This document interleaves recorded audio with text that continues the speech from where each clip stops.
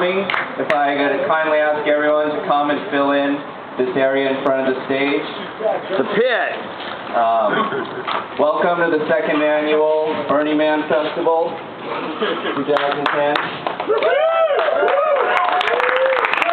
A lot of hard work went into this, and glad to see such a tremendous turnout, multiples of the number of people we had last year.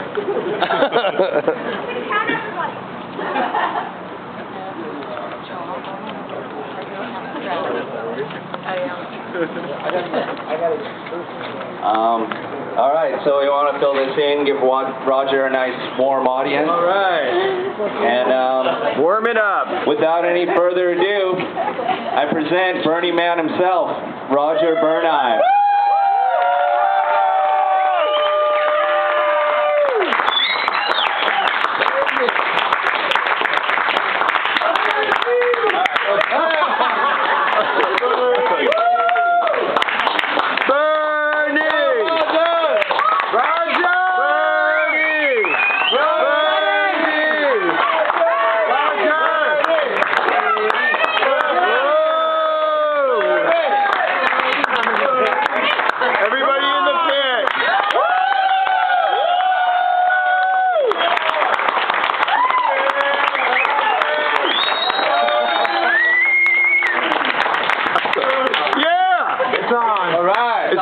You want to turn your light on first? Oh, or? right. I'm sorry. There we go. I can't read without light.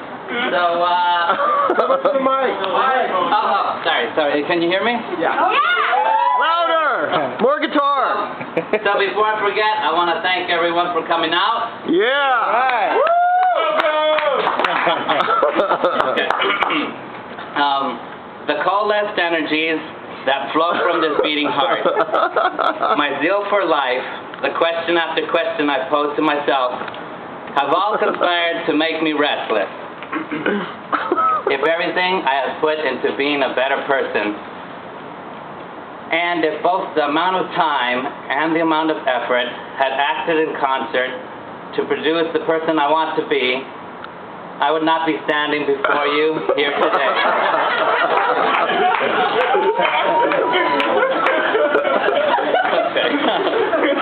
In fact, I would have nothing to say. Perfection, which is always out of reach, and the pursuit of perfection are madness. And I used to think, what's the point of engaging in an endless project? How about feeling I am not just punching a time card called life?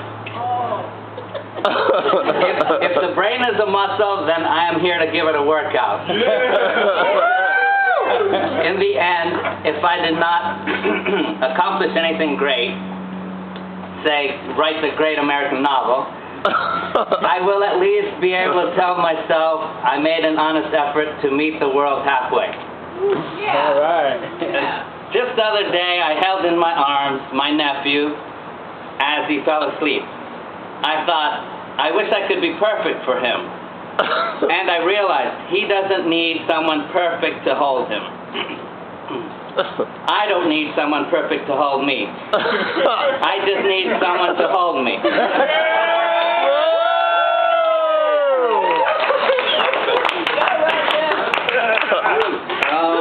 Up into the mic. Okay, most of the time I carry a smile on my face, and maybe that's all the world needs from me. But let's move on to something else. Let's move on. It may seem that on a regular basis all I'm trying to do is learn new words. Relating to this, my mom claims I'm always trying to impress people. Finally, I will admit she is correct, but I cannot hire her as my life coach.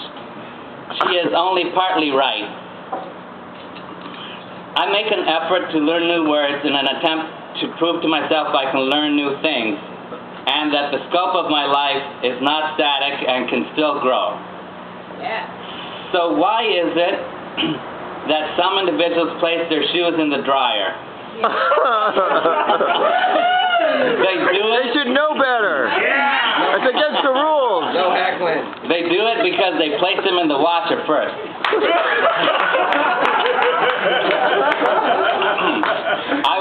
the laundromat and there was a clear sign, no drying of rubber shoes or plastic items.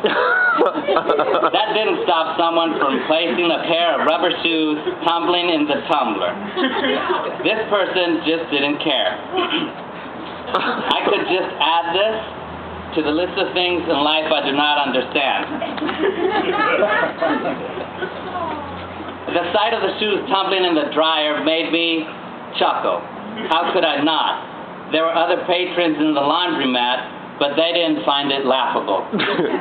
Sometimes in life you laugh or you cry. I prefer to laugh. So much doesn't make sense, but my peace of mind consists of not trying to understand. Otherwise I just get frustrated. I need to accept them and not care. I must put up my usual barriers to the world and appear fine. In the past, I have had tears rolling down my face as I complained to someone that the problem was that no one cares about anything. I live with mixed messages all around me. But this is the small picture only. The macro lens of life shows 10 fingers and 10 toes. So why is it that I still complain? Because it is a habit. I want things to be different. Always wanting more, never accepting life as it is. Both have given birth to anxiety in me. I do the math and things just don't add up. I must conclude at the end of the road, a road on which doubt is eroding everything I believe to be true, that there is so much I will never understand. My life is an unassembled puzzle, but that supposes there is a picture of the whole puzzle somewhere, and there is not. I must not participate with the masses that perform one routine after another until I am merely a machine. I require a spark to ignite with fire my mindless routines. I must snap out of this numbness, snap out of the idleness, break the habit of thinking I know everything, that I understand everything. I must stop thinking that the world has nothing to teach me. What happened to the child who found satisfaction from simply riding his bicycle in the panhandle of Golden Gate Park? When did I trade pursuing my dreams for being instead comfortable with life? Keith Richards wrote in a song,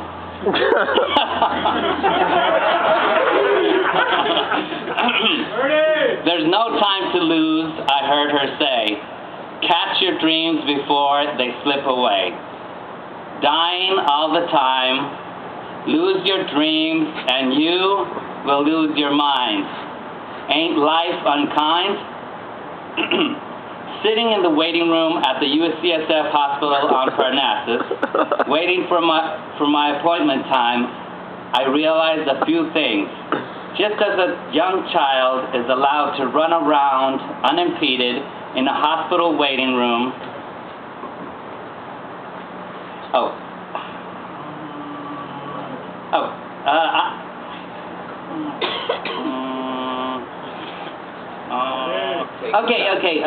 too does my mind need that freedom. I realized something else, that most of my life I have waited for A to happen, so I could perform B, or I've waited for C to happen, so that D could occur. I engaged in a great deal of waiting, always neglecting to experience the present moment. The present moment was not important, only the future was.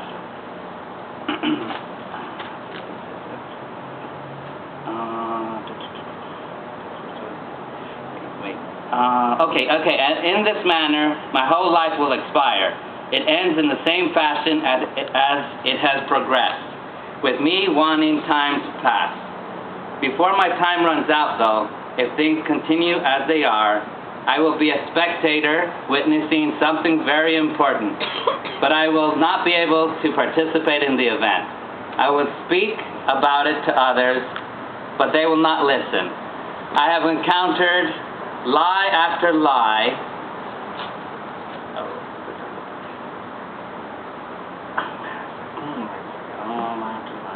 Oh yeah, I have encountered lie after lie.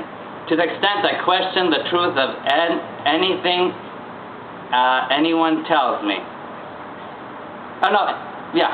I lie to myself now and find it difficult to recognize the truth.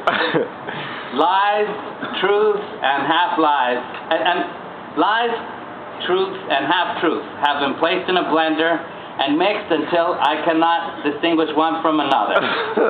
I was always restless, but I had things to prove. What do I have now? Quiet comfort? I am in a holding pattern, a hardwired, subconscious goal of avoiding pain. It is difficult to keep the open mind of the child who is still new to the world. The child who has no preconceptions as to how the world should be, nor yet any notions of how he or she wants it to be, nor of what makes him or her happy. Perhaps I am the only one, but I have a dream.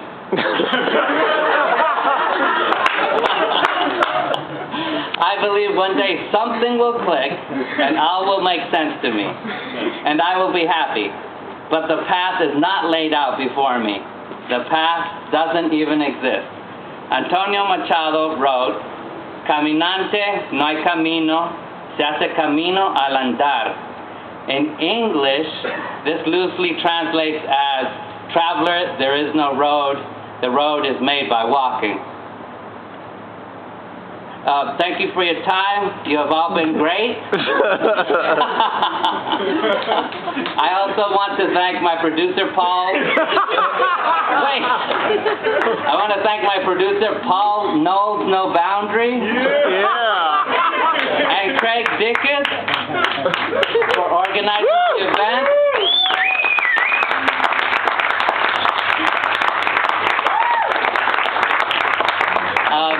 Also, let's thank Kevin Caulfield for lending us the PA system. And going back to Paul Knowles again, he lent me his ears and his eyes so I could bounce ideas off him for practically each of the 31 drafts. He was my proofreader and my editor, and I can't forget Gary Pack for serving as my final editor.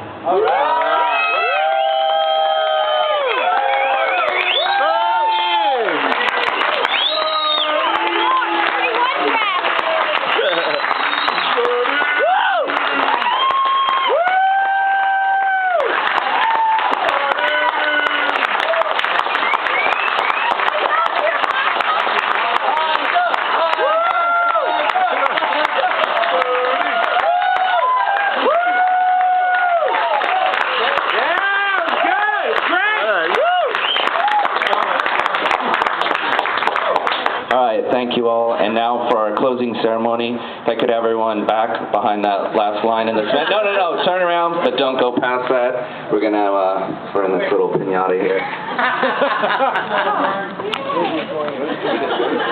Up to this line.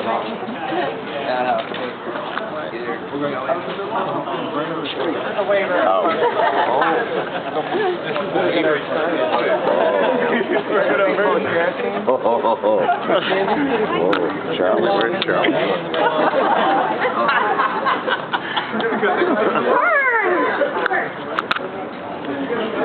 Burn, Bernie, burn!